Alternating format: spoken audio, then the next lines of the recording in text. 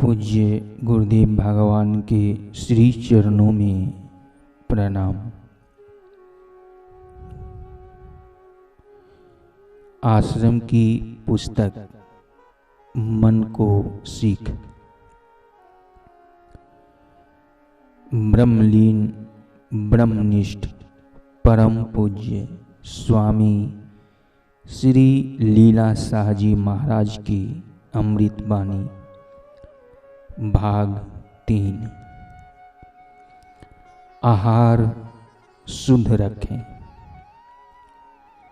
कहावत है कि जैसा खाए अन्न वैसा बने मन। खुराक के सूथल भाग से सूथल शरीर और सूक्ष्म भाग से सूक्ष्म शरीर अर्थात मन का निर्माण होता है। इसलिए सदैव सत्वगुणी खुराक लीजिए। दारू, शराब, मांस, मछली, बीड़ी, तंबाकू, अफीम, गांजा, चाय आदि वस्तुओं से प्रयत्नपूर्वक दूर रहिए। रजोगुणी तथा तमोगुणी खुराक से मन अधिक मलिन तथा परिणाम में अधिक अशांत होता है। सद्गुणी खुराक से मन शुद्ध और शांत होता है। प्रदोष काल में किए गए आहार और मिथुन से मन मलिन होता है और आधी व्याधियां बढ़ती हैं। मन की लोलुपता जिन पदार्थों पर हो वे पदार्थ उसे न दें। इससे मन के हट का शनै शनै शमन हो जाएगा। भोजन के विषय में ऋषियों द्वारा बताई हुई कुछ बातें ध्यान में रखनी चाहिए।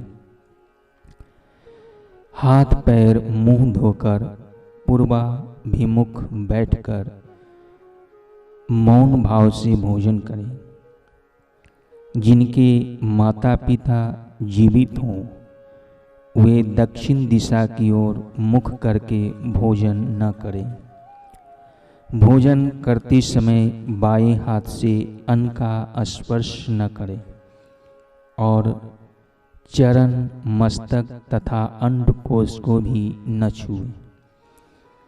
केवल प्राण आदि के लिए 5 ग्रास करते समय तक बाएं हाथ से पात्र को पकड़े रहें, उसके बाद छोड़ दें। भोजन के समय हाथों के बाहर न करें।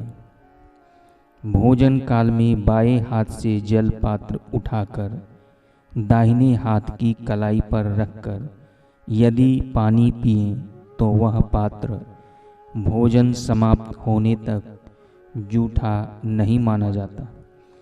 ऐसा मनु महाराज का कथन है।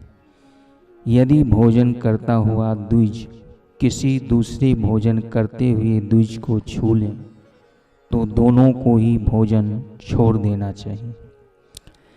रात्रि को भोजन करते समय यदि दीप बुझ जाए तो भोजन रोक दें और दाएं हाथ से अन्न को स्पर्श करते हुए मन ही मन गायत्री का स्मरण करें। पुनः दीप जलने के बाद ही भोजन शुरू करें। अधिक मात्रा में भोजन करने से आयु तथा आरोग्यता का नाश होता है। उदर का आधा भाग अन्न से भरो, चौथाई भाग जल से भरो और चौथाई भाग वायु के आवागमन के लिए खाली रखो। भोजन के बाद थोड़ी देर तक बैठो, फिर 100 कदम चलकर कुछ देर तक बाईं करवट लेते रहो तो अन्न ठीक ढंग से पचता है। भोजन के अंत में भगवान को अर्पण किया हुआ तुलसी दल खाना चाहिए। भोजन विषयक इन सब बातों को आचार में लाने से जीवन में सद्गुण की वृद्धि होगी।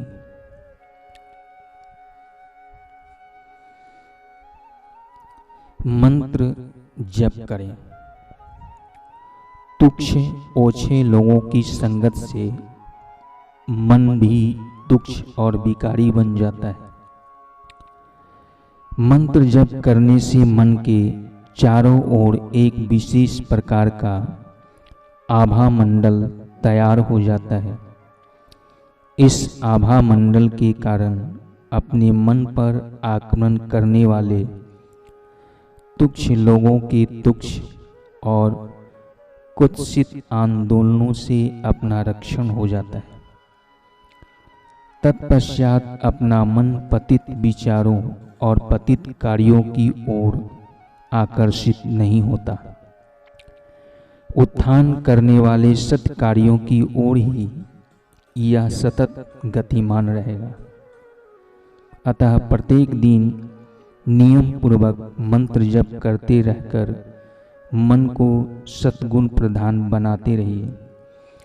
चलते फिरते भी मंत्र का आवर्तन करते रहें। यदा कदा प्रयोग करें। कंबल बिछाकर उस पर चित्त होकर लेटें। शरीर को एकदम ढीला छोड़ दें। बिल्कुल शांत हो जाएं। समग्र विश्व को भूल जाएं। शांत होकर विचार करने से जानेंगे कि जो सुख दुख मिलता है वह सब हमारे कर्मों का फल है।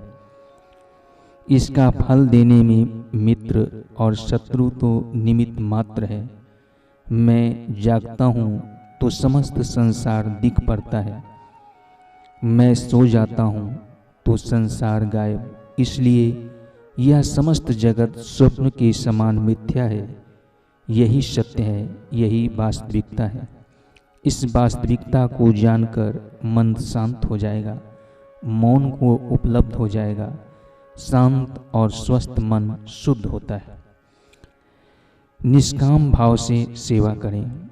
यदि परोपकार के कार्य करते रहेंगे तो भी मन की मलिनता दूर हो जाएगी। यह प्रकृति का अटल नियम है। इसलिए परोपकार के कार्य निष्काम भाव से करने के लिए सदैव तत्पर रहें। चित्त की समता पाएं। छोटी मोटी परिस्थितियों से घबराकर अपनी चित्त की समता न खोएं। भले ही आपको कोई गाली दे अथवा हानि पहुंचाए,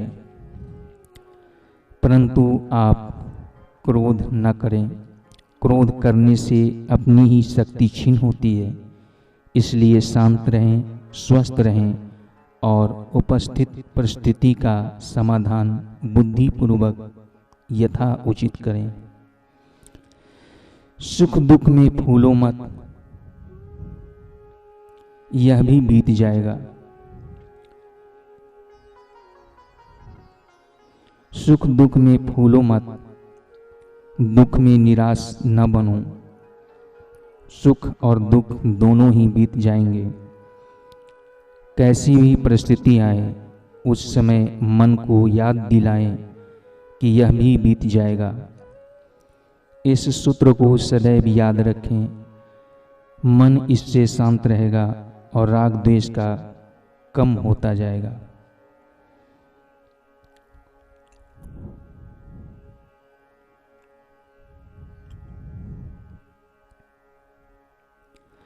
मंगल में दृष्टि रखें। अपनी दृष्टि को शुभ बनाएं। कहीं भी बुराई न देखें। सर्वत्र मंगल में दृष्टि रखें। बिना मन में शांति नहीं रहेगी। दृष्टि रखे बिना मन में शांति नहीं रहेगी। जगत आपके लिए कल्याणकारी ही है। सुख दुख के सभी प्रसंग आपकी गढ़ाई करने के लिए हैं। सभी शुभ और पवित्र हैं। संसार की कोई बुराई आपके लिए नहीं। सृष्टि को मंगलमय दृष्टि से देखेंगे तो आपकी जय होगी।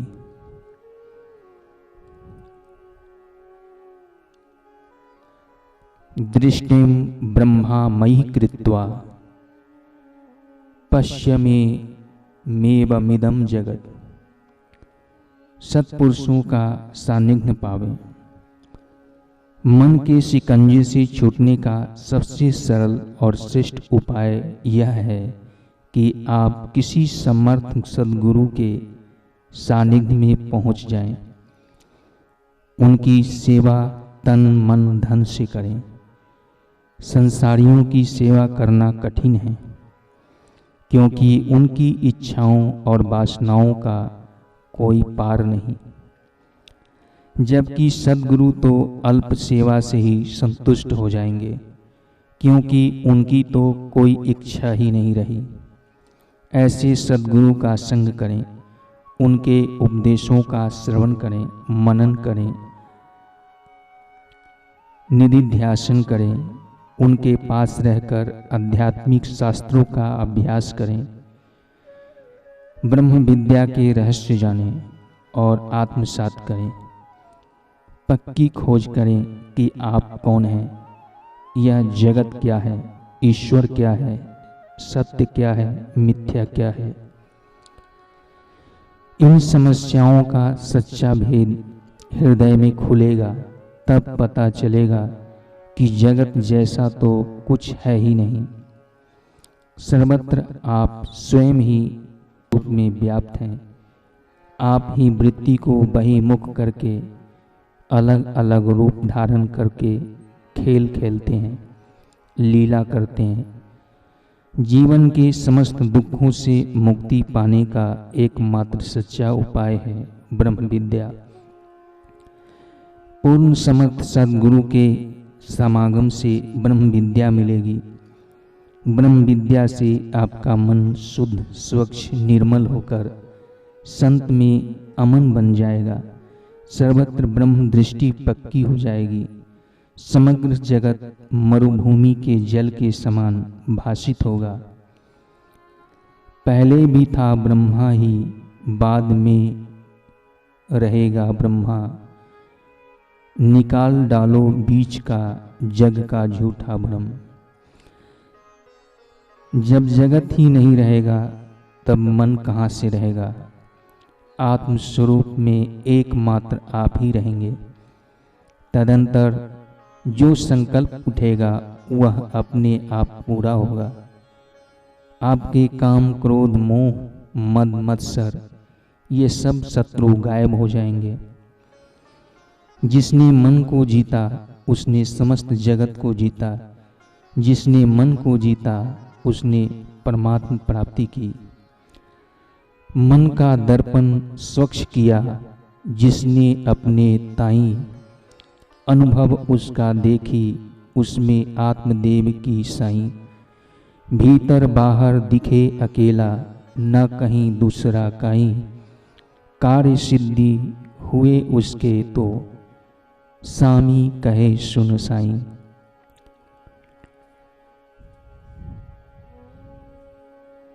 प्रार्थना। हे भगवान, सबको सद्बुद्धि दो, शक्ति दो, आरोग्यता दो। हम अपने अपने कर्तव्य का पालन करें और सुखी रहें। हरि ओम।